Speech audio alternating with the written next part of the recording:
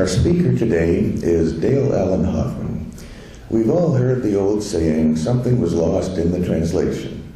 And unfortunately, there might be no greater example of that than the Authorized King James Bible of 1611. Now, many people think the New Testament was written in ancient Greek, and it certainly was most widely promulgated in ancient Greek, but it was written in Aramaic. Dale Allen Hoffman is one of the foremost authorities on the Aramaic language in the historical, cultural, and linguistic context it had at the time of Jesus. So I hope I won't embarrass him if I state my own opinion that in having him speak with us today is probably the closest we're going to get to having Jesus himself stop by and make a few corrections. So please welcome our friend, our brother, our teacher, Dale Allen Hoffman.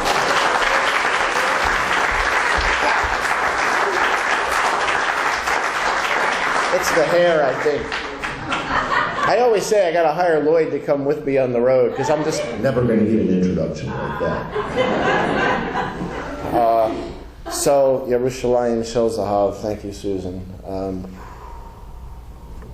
Big, deep. So I was asked, not by anybody in this room per se, within the last few minutes, to offer my own toning of the Aramaic prayer of Yeshua.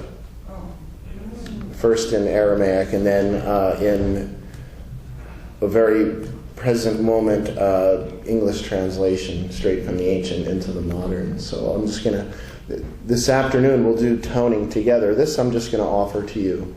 So all you need to do right now is just close your eyes, find your balance, your center point, maybe feet flat on the floor, whatever works for you.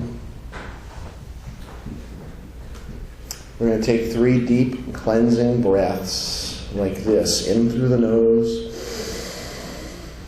Hold that in the temple for just a few moments and then out through your mouth.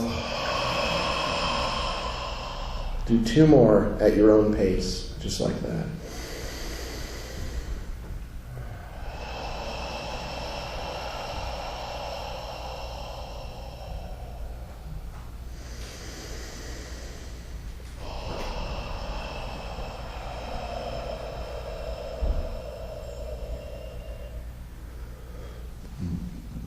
My only instruction for you right now is that you remember to continue to be aware of your breath over the next several minutes. Okay? Just allow your breath to move, and whatever kind of energy, movement, emotion, feeling that you have going on for you, just allow that to continue to flow. You do that by allowing your breath to move.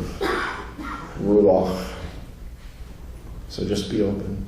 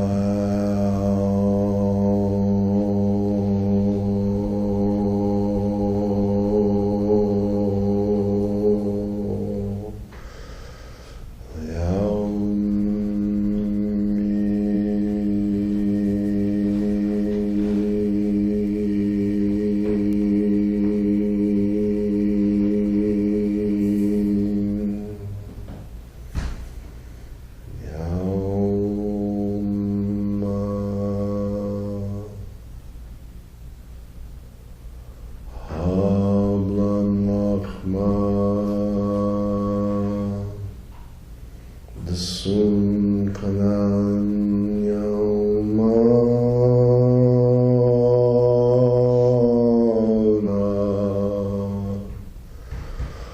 Washbuchan Chaubin Chain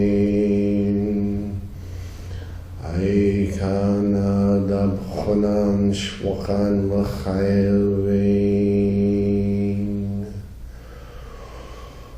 Uila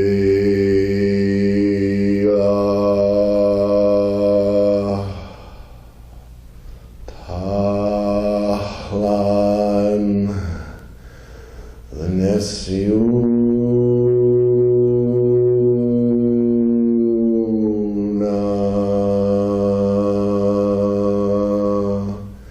Ila Patsan Menbisha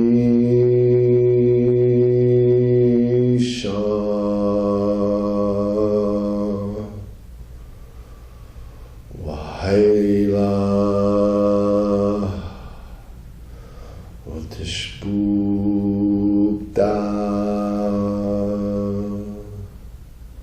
Leilam Amin.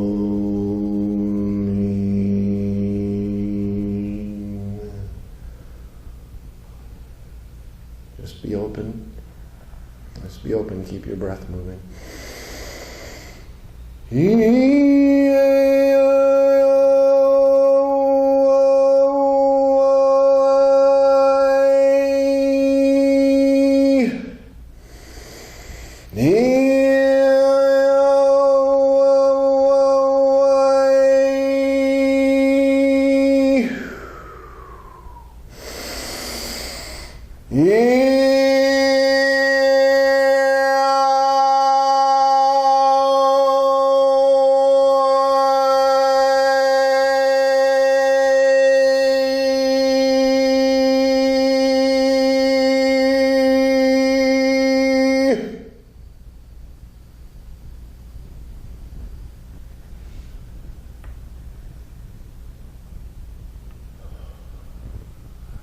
Our one absolute eternal being, of which we are born forth from the realm of the all and the only. I am empty within the ecstasy of your presence and the purity of the vibration of your name. Empower my creative expansion through your emergence from the unseen realms as I realize our life and will as one, on the manifest earth as in the unmanifest heavenly realms. Provide the nourishment of true insight and realization through me now and in each present moment. Release the echoes of my hidden past as I cancel all of my concerns with others. Do not let me lose my true self in forgetfulness, but wholly release me from the errors of my perceptions. For the undivided holiness is the absolute, the all, and the only. And our deep, intimate realization of the gratitude and grace of glorious magnificence. From cosmic gathering to cosmic gathering, from age to age, from aeon to aeon, La'elam Almin, forever and ever, from moment to moment, from now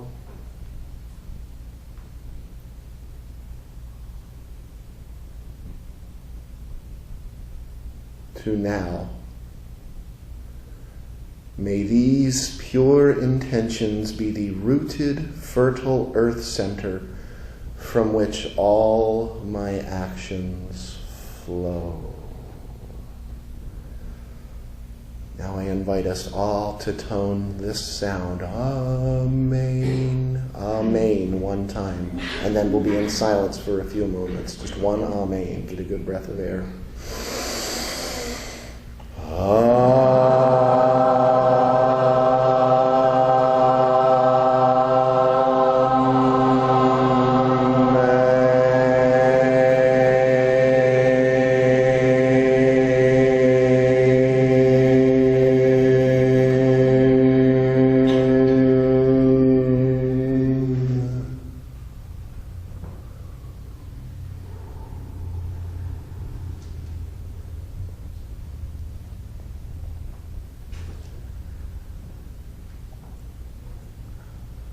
Very mindfully open your eyes or keep them closed. Thank you for being open. Let the golden light of your being shine before humanity. Is everybody feeling right now? Is it hot in here?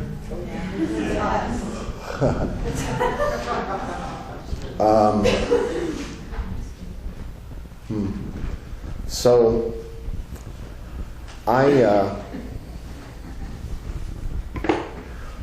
actually going to begin with a quote from the beginning of my book.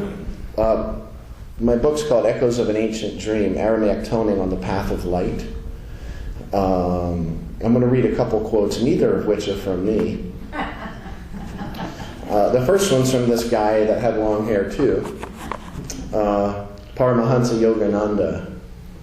And I got to say that it was 1 year ago this month that I got that call from Self-Realization Fellowship where they said that they felt that Yogananda would have felt honored to have his quote heading up my book. That was pretty wild to hear. But I want to get this point across here. This is from a book called Cosmic Chants. Sound or vibration is the most powerful force in the universe. Music is a divine art to be used not only for pleasure but as a path to God realization. Vibrations resulting from devotional singing lead to attunement with the cosmic vibration or the Word. In the beginning was the Word, and the Word was with God, and the Word was God. John 1:1. Berashit etowichwa milta, wahal milta etohui rod alaha.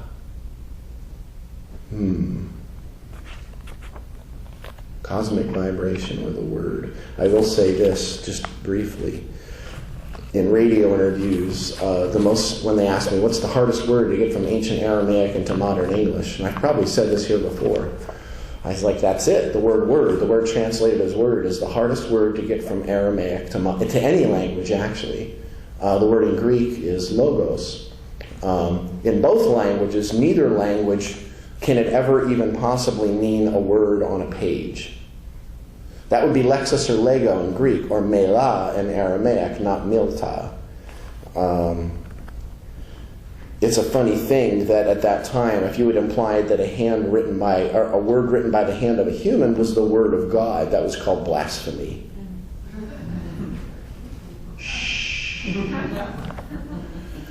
So, this quote here, this is from the foreword to the book from a friend of mine, a guy named Steve Vai, who used to have long hair. He's this incredible guitar player that used to play in the 90s with bands like Whitesnake and David Lee Roth back in the 80s. Frank Zappa, the Holy Father himself. Steve's this amazing guy that I asked him, I think he was in Siberia at the time, and I sent him a message at 10 a.m., and at 3 p.m. he fired this back. The whole forward, which I'm only going to read a couple of sentences. Everything is music. All things in creation are vibrational energies pulsating at various frequencies. On the physical plane, we see, taste, feel, smell, and hear vibrations that have frequencies within our sensory abilities to perceive them.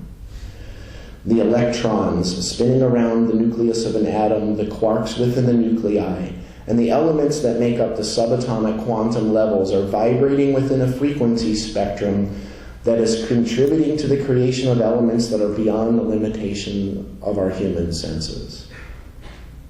Similarly, but on a much larger scale, the planets that spin around our sun create a vibrational voice as the solar systems move within a galaxy, within the infinite galaxies that move within the whole of physical creation, all weaving a multi-pitch celestial orchestra beyond the comprehension of the human senses. Anybody feel anything over the last couple of years shifts? Maybe. Maybe over the last few months. Pretty profound. Maybe you've got those moments where you sort of feel like beautifully angelic.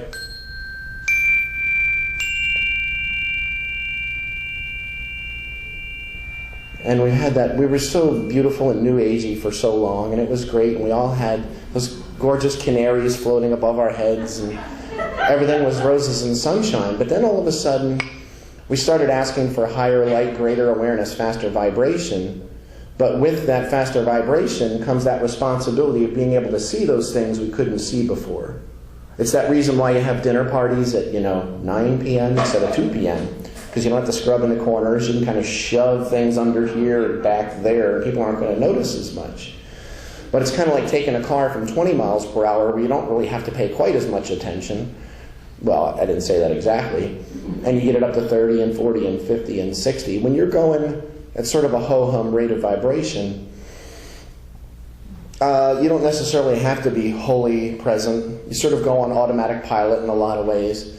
But when the thing starts moving a little bit quicker and a little bit quicker and a little bit quicker, we've got this dynamic system that's moving quicker, vibrating faster. As that car becomes going from 20 to 30 to 40 to 50 to 60 to 70 to 80 to 90 to 100 to 110, 120 miles per hour, all of a sudden it becomes really important if there's any kind of resistance in the system. Really important. If you've got old oil, it really doesn't matter as much around 20 miles an hour. But if you're going 120 miles an hour, oil is really important. I'm not saying I'm a NASCAR fan, but you'll notice that after they just take a few laps around that track, they pop that car up, drop the oil, put in fresh oil, and off they go. Great quote, willingness is the cosmic grease. The one thing we need to know at these faster rates of vibration that we're on right now is we're still playing with the same frequencies, but all of a sudden it's like apples popping up in a tub, a wash tub, or corks on a lake that we've been trying to push down, and people said the 50s looked so beautiful and great, and it was manicured lawns and Leave It to Beaver and white picket fences. But the difference was actually that we just kept things very neatly tucked under rugs and carpets at the time, and we weren't talking about things. All of a sudden now, moving at a faster rate of vibration, you have to talk about it. And of course, if you try not to talk about it, or you try not to think about something, you will actually invigorate the very thing that you're trying not to think about. So let's try that. Without mentioning any politicians. See that? That's all I had to do. Who are you not thinking about? It really doesn't matter which one. I mean, you see what I'm saying? So we try not to feel those frequencies that are vibrating and voicing in the system, and by trying not to feel it, we add more kinetic energy into that spring, lock it down, lock it down, lock it down, lock it down. In order not to think about it, you have to think about it. The most important thing that we can have right now is that realization of being open, of being aware of the breath, the frequency of the breath, the movement of air, the heartbeat. Nothing's more important right now because we were taught for decades that our thoughts were creative and your thought creates who you are. But you've never been what you think. You'll never be what you think because what you think is not what is real. In the words of St. Francis of Assisi, what you are looking for is what is looking. What you are looking for is what is looking. And we were sold these great books about the power of thought. But thought is not where the creative power lies. Thought is the crystallization of feeling. And we were told this in reverse. Thought's the crystallization of feeling, which is where this transformation is happening. And when you focus upon feeling that's unenunciated, that you don't have a thought about, you focus on it long enough, it crystallizes down, which is how this system works, and concentrates into a thought that you can perceive. We were told that feelings come from thoughts, which isn't true. Emotion comes from thought. I feel bad, I feel sad, I feel scared. That's not feeling, that's emotion. Emotion is the Latin word motus anima, which means energy in motion. Energy in motion. Those moments when you feel one with everything, you're wide open. It's like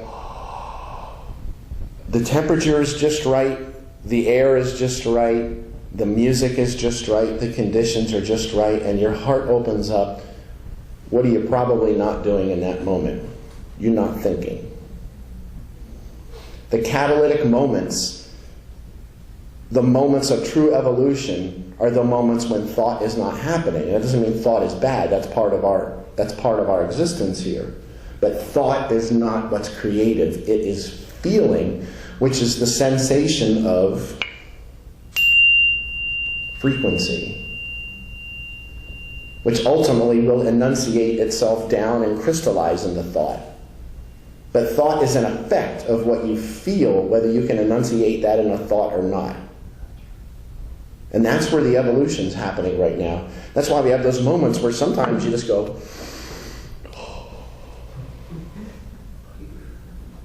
then you look at your friend and go, what the hell was that? Anybody feel that lately? Feel kind of like a tomato about to burst? That was a very common Gnostic idiom. That was 2,000 years ago. It was called the pinnacle of the temple. It doesn't mean Jesus climbed to the top of a brick tower. For God's sakes, people. A great quote from Joseph Campbell: we continually mistake mythological archetypes as being references to historical facts. And we read the story thinking it's about a story, not realizing that what we're looking for, again, is what is looking. Okay? Pinnacle of the temple is when the energy body opens up. It's kind of like a car at 120 miles per hour. When the energy body opens up, kind of like blowing air into a balloon, you find the places where things are a little solid, places where things are a little thin and airy. Nice. Now, those places where it's solid, those voices that aren't speaking freely, they had a name back in ancient times. They were called Shiadain. Shiadain. Okay? I want to give you an example of Shiadain. This, it's so nice and angelic. But what happens when we go from 20 miles an hour to 120 miles an hour, it's more like same frequencies. But the amplitude is dramatically increased. Welcome to now. That's exactly what's happening. Whatever we haven't dealt with in the system is voicing. And since we weren't told to process it, we were told to stuff it down and polish the outside of the cup. We don't know what to do with it. We didn't know that the word spirit in the Jesus teachings, rucha, actually meant breath. The word is actually rucha, which means frequency or vibration. It means breath, spirit, heartbeat, wind, magnetism, electromagnetism, electricity. It means elemental forces that we don't know necessarily where they come from or where they go to, but we can be in that open experience of the vibration. Yeshua said that to Nicodemus in John 3, when Nicodemus came crawling like a scurvy little spider in the middle of the night because he didn't want to be seen talking to that long hair, which, of course, that California surfer Jesus is from the 8th century, thanks to the Roman Catholic Church. Nothing to do with the fact that he would have looked more like a blend of Osama bin Laden and Saddam Hussein, in fact. Oops.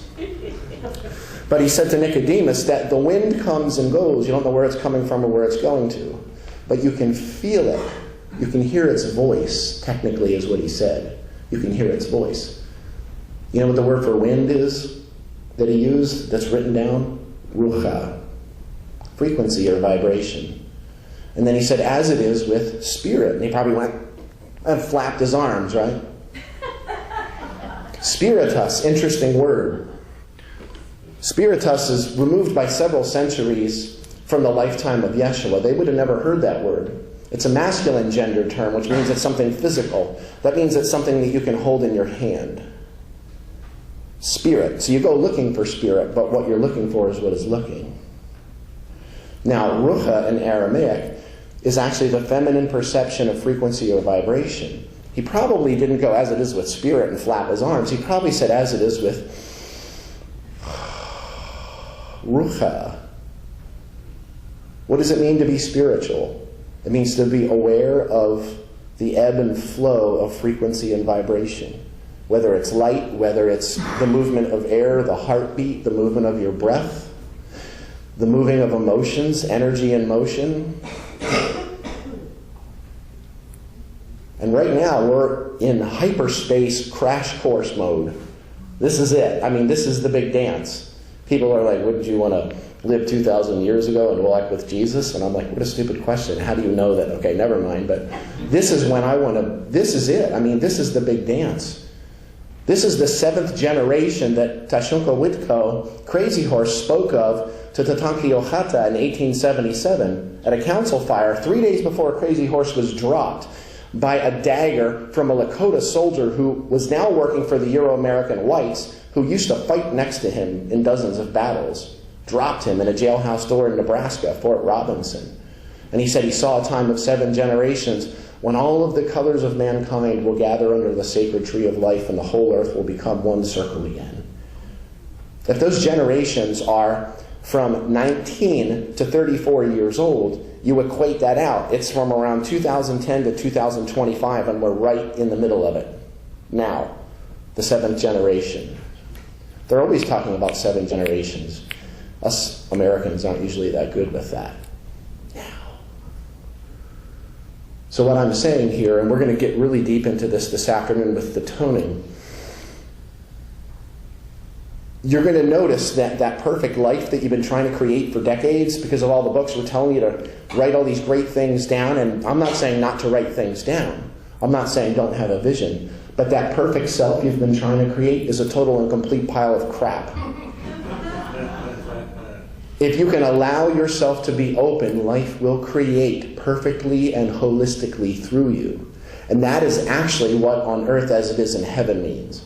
From the unseen to the seen realms. It's not you and your little postage stamp perception of a map of the entire cosmos, which is all that you have frequency awareness of.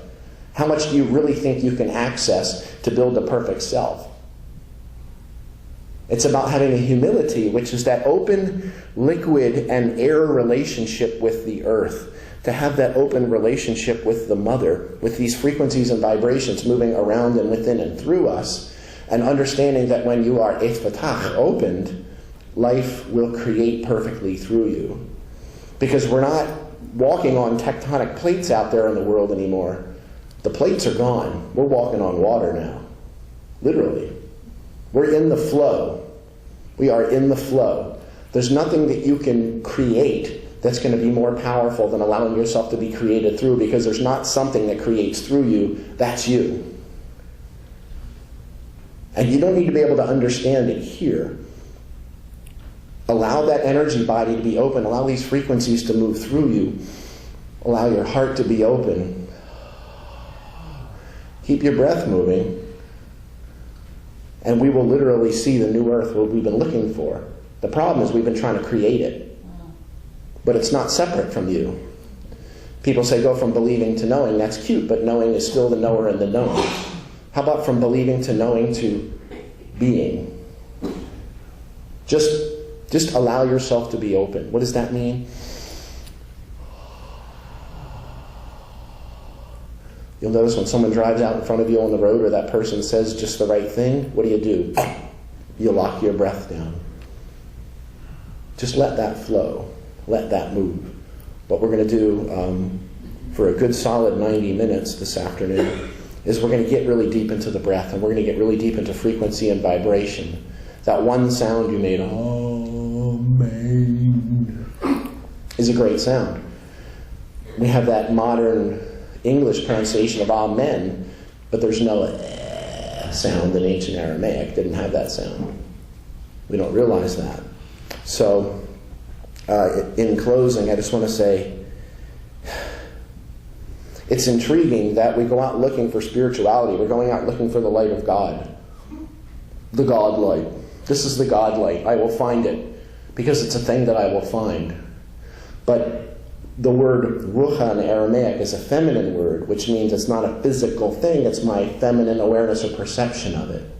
So it's not the air that's moving through your lungs. That's not what breath is. In the ancient mind, that's not breath. This is hot air. Because it was not the air that was moving through my lungs that meant breath, but rather my feminine awareness or perception of its movement. And that's what it meant to be spiritual. And that's what breath was. And that's what ruha is. And that's where we need to have our awareness right now. Because there's nothing, the great perfect self that you've created, it's all going to get blown to bits and washed away. You've got this little teeny tiny perception of something that is far outside of the frequency range of anything you can even comprehend. This is literally the big dance. And there's not one light. It seems like there's billions of lights walking across the earth. But how many lights are there actually? There's only one. I leave you with this thought. The ancient word angel in Koine Greek, angelos, is the same word as angle.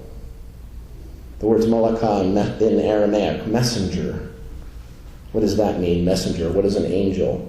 It is literally that single undivided light of eternity that is projected into this dimension, whatever we want to call that, and prismatically refracted out into what appears to be all these individual souls walking the earth. But how many lights are there? There's one. We are the messengers. We are the ones we've been waiting for. We are the seventh generation of light. They said these things would stay locked away until we could comprehend it. Guess what? It's time. And more than anything else,